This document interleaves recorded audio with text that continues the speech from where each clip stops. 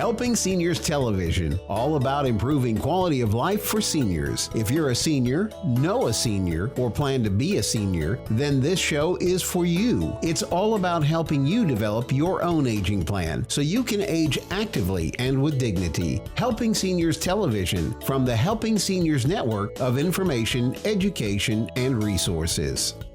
Welcome to this edition of Helping Seniors Television. This is the program from Brevard County's 100% local 501c3, where our mission is to inform, connect, educate, and get you hooked up with resources that are going to make a difference in your own aging plan.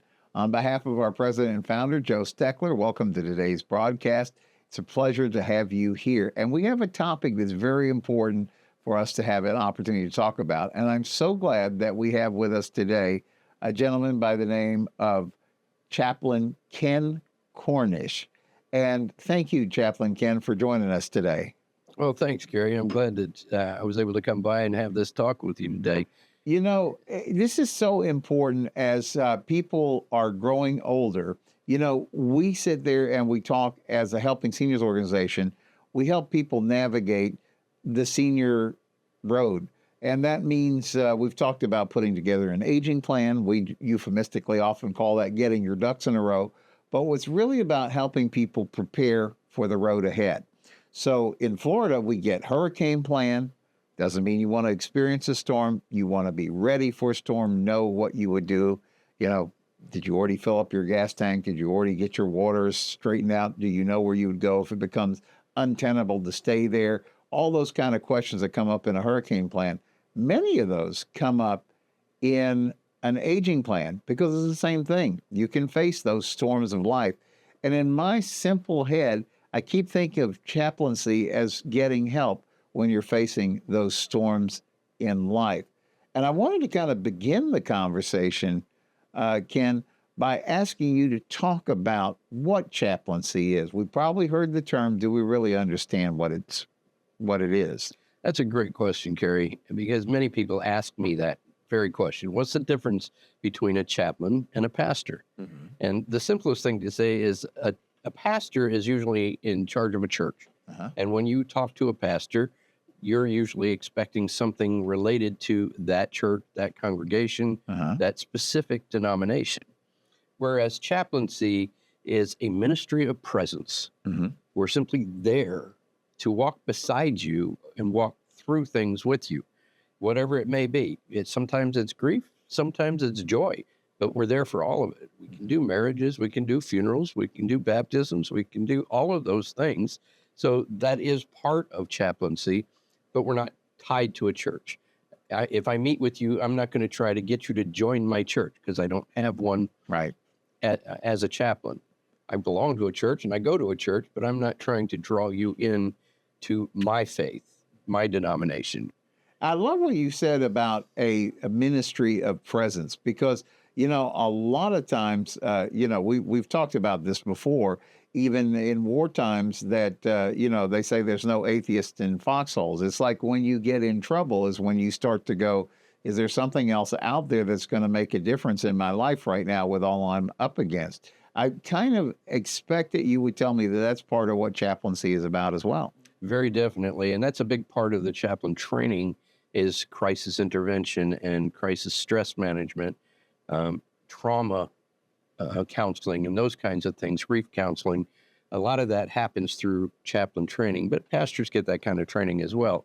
But chaplains are more dedicated to making sure that you have the resources that you need to get you through a specific situation. It's also something that you'll find that with a pastor, if you belong to a church, a congregation, mm-hmm, that's your church family. Mm-hmm. Those people are there to support you all the time. Mm-hmm.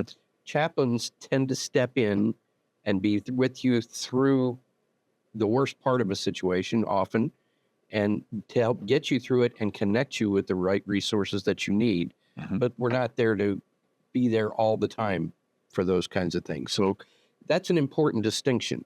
That you need to, if you have a spiritual faith walk, that you belong to a church, a denomination, it's great for your spiritual health. It's great for your faith health. And it's great to belong to a congregation, that family of God. That's the way the kingdom is designed. That's what God wants for all of us. But when you don't have that, you can call on a chaplain and he'll be there to help you. And it doesn't matter what your faith is. You could be Protestant, Catholic, Jewish, Muslim, whatever it may be, Zoroastrian. We'll be there to help you if that's what you need at the time. We're there to walk through it with you. And I do visits at the hospital. I visit with patients all the time.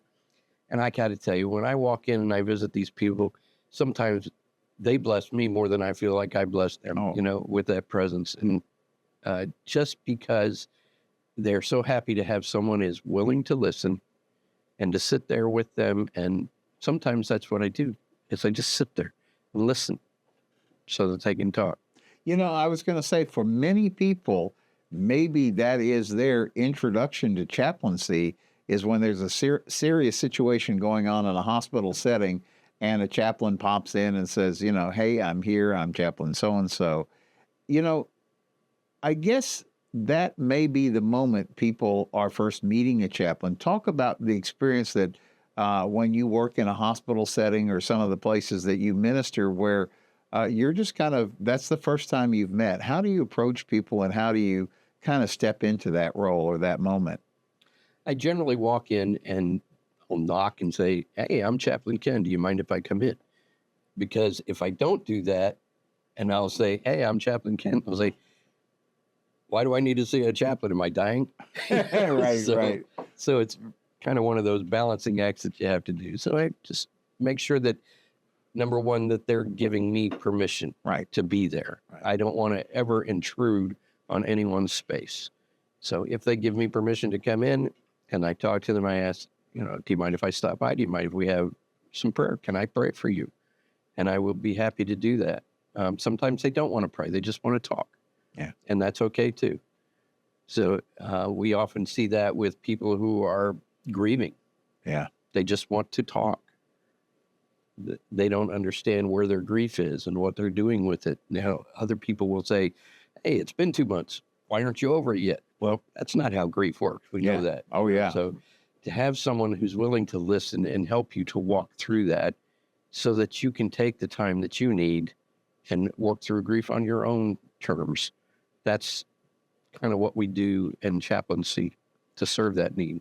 It's back to that thing that you said, the ministry of presence. And there was another thing that I heard you say is about being a good listener.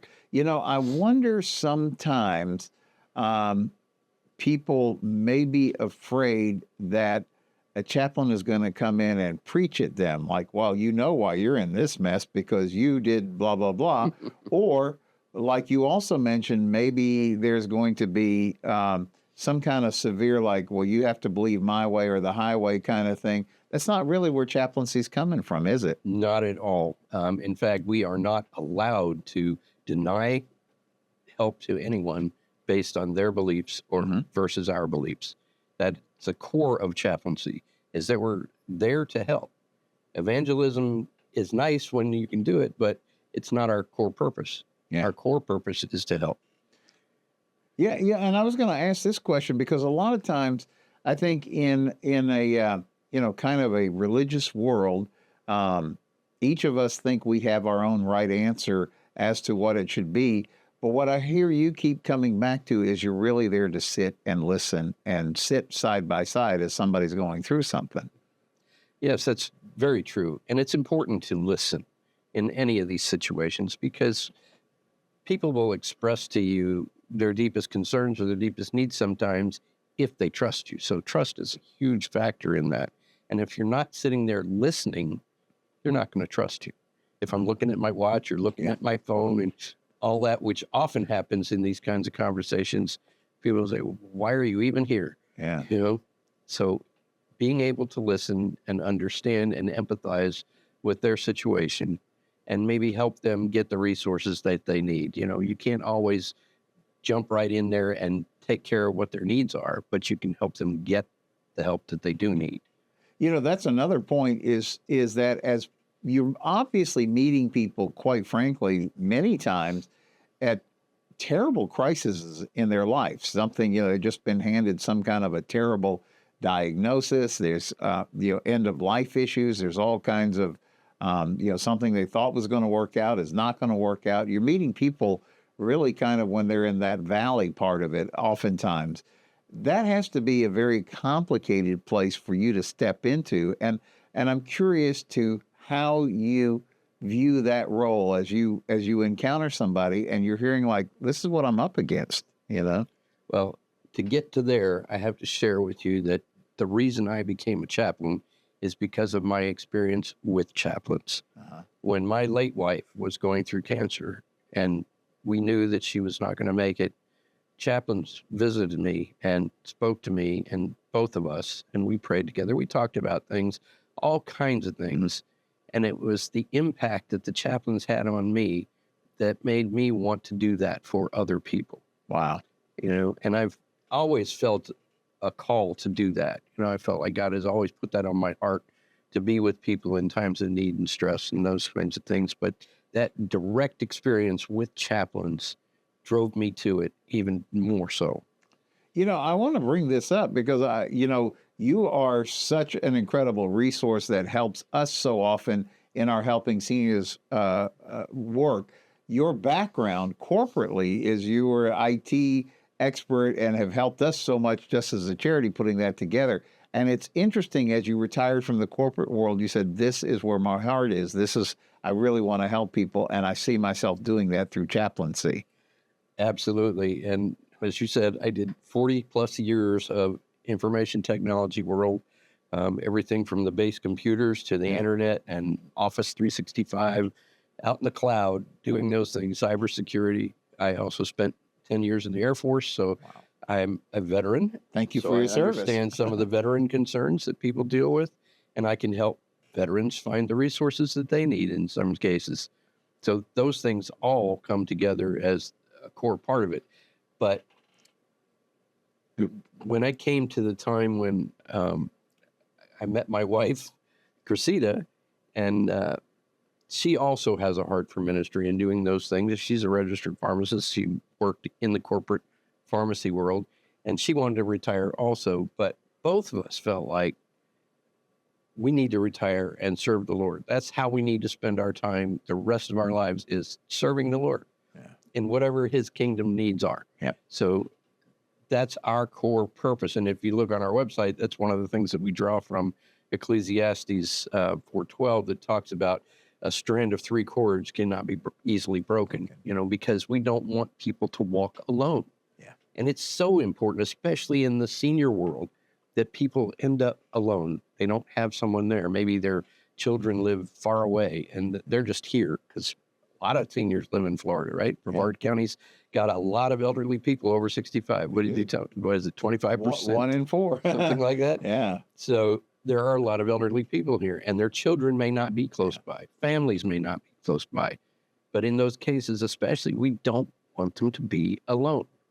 You know, I love it. Your ministry is called Faith Walk by 2. And it's interesting how through what you both went through in terms of losing your spouses, and yet God gave you this opportunity to come together and not only for yourselves to find some peace and a great way to move forward, but now that you're giving back in a way that makes all of that, just elevates it to a whole nother level. You're helping people walk through their own challenges through this role of chaplaincy, and you both are involved in a lot of ministry. Talk a little bit about the work that you do with Faith Walk by 2.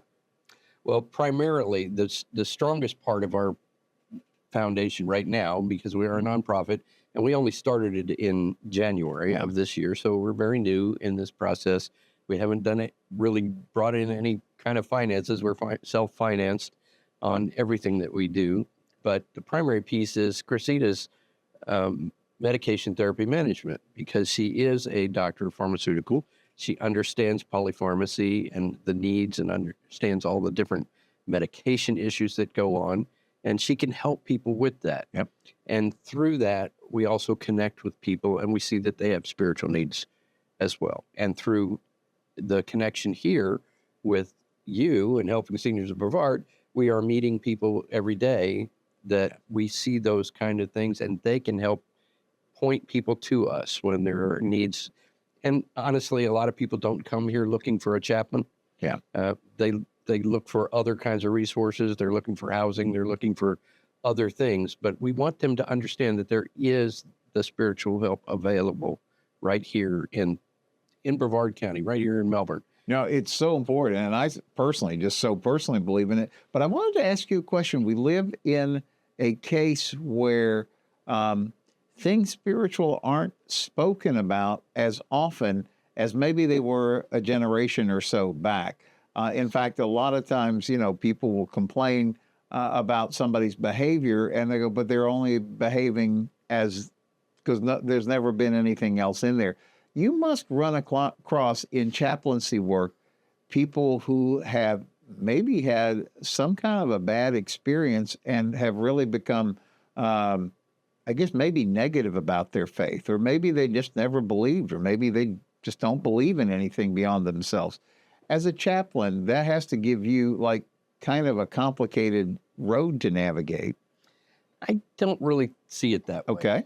When I speak with people that have those kinds of things, I know what God has put in me. Mm-hmm. And if I can shine the light of Christ where I am, maybe they'll be open to asking a couple of questions. And if they open the door for a conversation, then I will share. Mm-hmm. But I'm not going to force anything on them. I'm not going to force my faith on them. I'm not going to force them to believe. But I am happy to share and tell them why it's so important to have a faith life, to have a spiritual wellness about them, and how much it improves their physical health if they have a strong spiritual health. It's an interesting dynamic. Our pastor has a saying, when he would meet somebody of a different faith, he would say, I appreciate it because at least you know you didn't get here by yourself. And even though we might have some difference in how we see things, we understand there's something bigger than ourselves that's going on here. And I really wanted to say, as you talk to people, again, as you meet them, we talked about grief counseling. We've talked about people who are facing end-of-life issues. You mentioned in your own case that part of how you became called to do chaplaincy was because you saw for yourself what a difference it made in your own personal life. I don't think there's a greater testimony actually about it than that. But how do you see your role in walking through this with helping people through these really troubling times that they go through? Well, again, it's, like I said, a ministry of presence. So I want to be there in those times of need. That's why I do visitations at the hospital, and I go meet with people. I don't know them. Yeah. I'm not being called necessarily to be there. But I do go meet with people in those situations.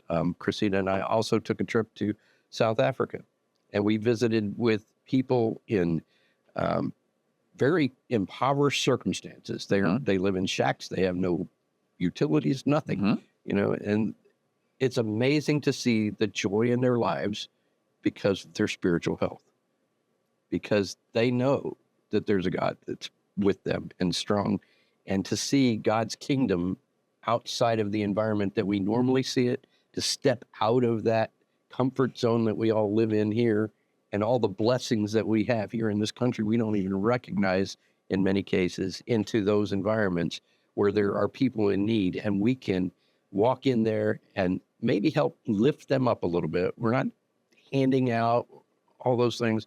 We're lifting them up. We're empowering them, helping to empower them to break their cycles of poverty, to train them, to teach them, to use the skills that God has given us to help them to develop their skills and get out of those dire circumstances. It's funny, as you're talking about that, I was thinking about that. Oftentimes, we, especially when we're going through something pretty difficult and pretty traumatic, it can be hard to not have a pity party.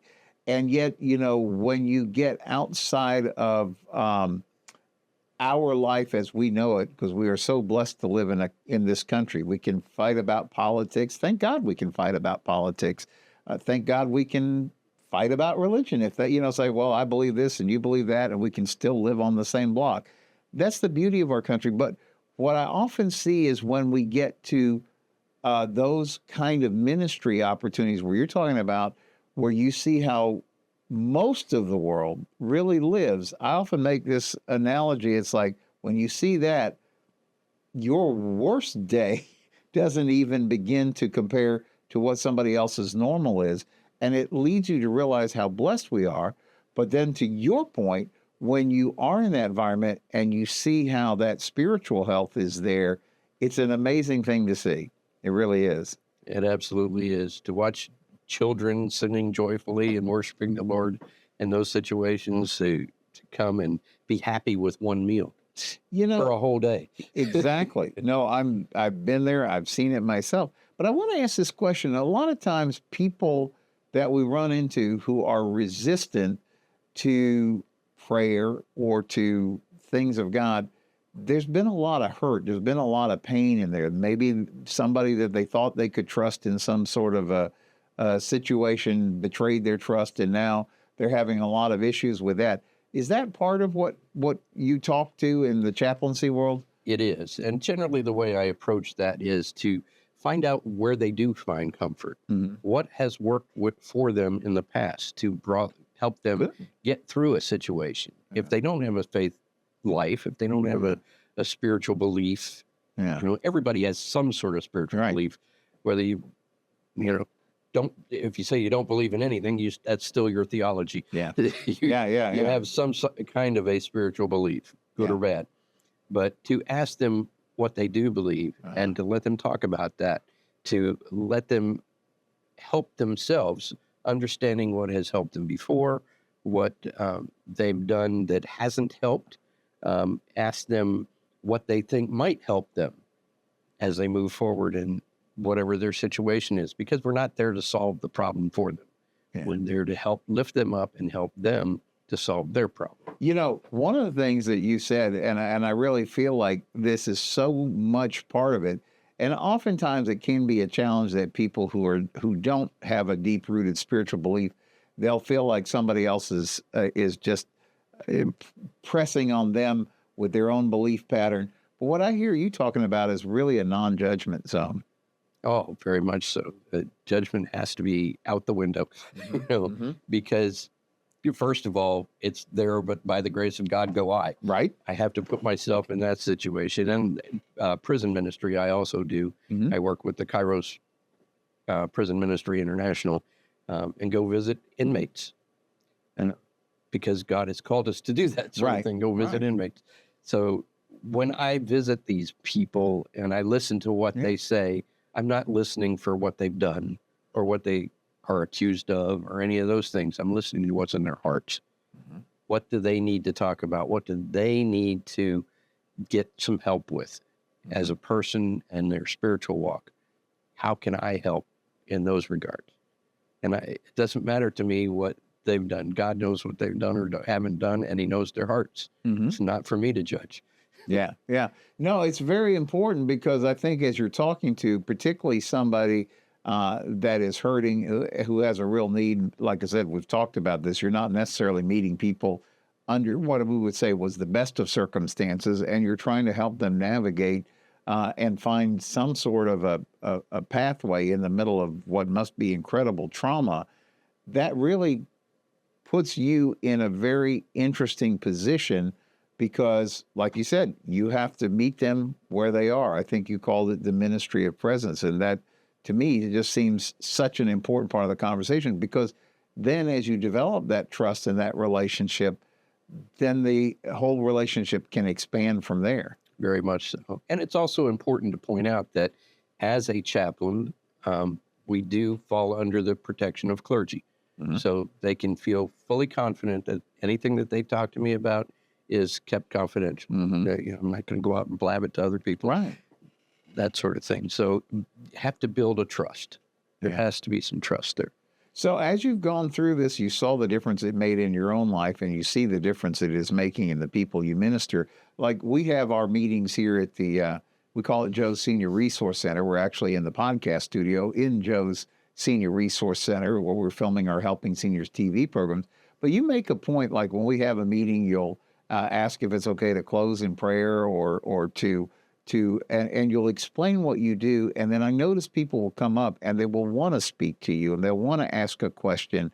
And to me, it's quite different than somebody standing on a street corner handing out a tract, or any religion just standing out there. Let me push my belief system onto you. you're really coming at it from a whole different side.